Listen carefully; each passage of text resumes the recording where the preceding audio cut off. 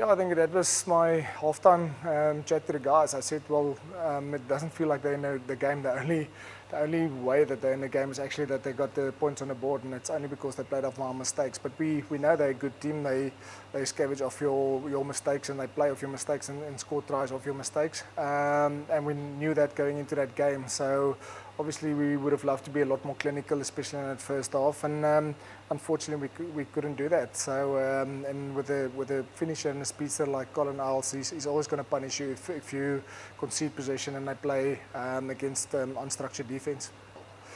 Yeah, I felt like that first half, up until that moment, we actually really controlled the game nicely. We were up 12 points to 0.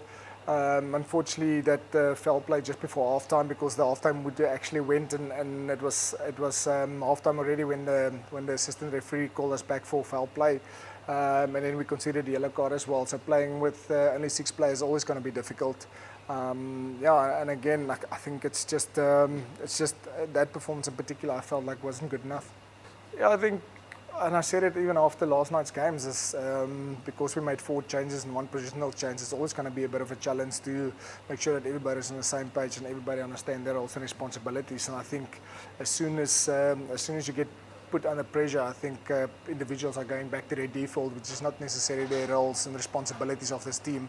So, but overall, I think I won't say happy. I think we said we want progress, and I think there was really some good things, especially in that first half. Even in that America game in that first half, there was 1 or 2 good things, but unfortunately, we couldn't keep it up till the end of the tournament.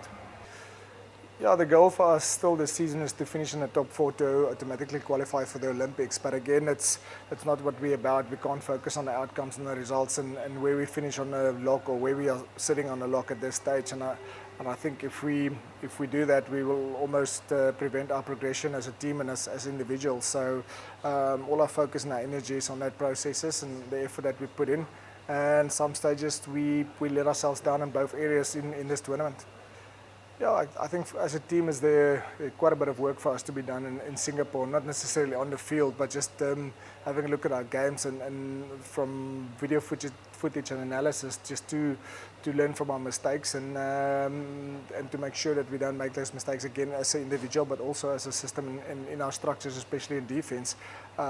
So we stay in the hotel. We have a lot of time for ourselves to make sure that we really work hard and really look in depth at our performance over the weekend and make sure that we make a step up when we come back in a Singapore tournament.